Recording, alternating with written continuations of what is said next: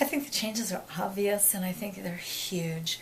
In my last book, called New Jewish Feminism, in the introduction, I say that there has been no revolution in Jewish life as big as the revolution of the engagement of women in religious life since emancipation. The leaving of the ghetto for Jews in emancipation, in my mind, is equal to the ordination of women. That's how big a historical movement it's been. Because everything you knew about Judaism was called into question, because everything you understood about gender roles was called into question, because the very existence of women in the rabbinate challenged the notion of spirituality, of God the Father, of non-feminist theology, of the disengagement of women. These are all deep, deep changes. It has nothing to do with the fact that there was just a woman on the bima.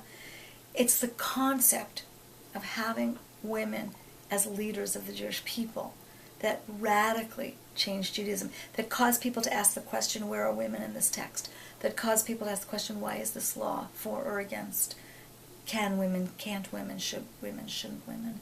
That caused people to ask, what is the Judaism that we've inherited? Is it a Judaism that has been understood by men, for men, through men? Or is it a Judaism of all the Jews? And these questions were asked only because women were in leadership positions. It has radically, radically changed the face of Judaism. I think obviously for the better. And it'll be the same thing for gays and lesbians as they take leadership roles. Judaism will not be destroyed. It'll be the same thing for forward-thinking Jews.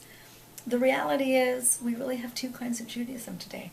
We have progressive thinking Judaism and we have traditional thinking Judaism. The biggest challenge for Judaism is not women in the rabbinate. It is getting these two Judaisms to talk to each other.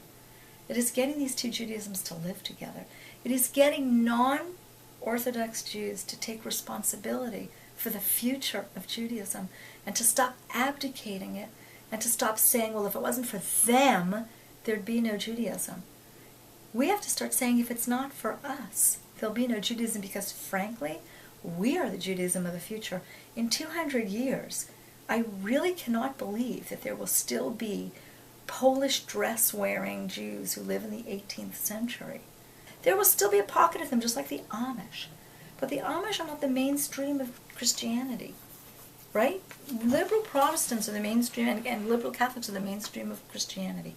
So my biggest question for the Judaism of the future is not the role of women. My biggest question is, when will liberal Jews take full responsibility for being the Jews of the future?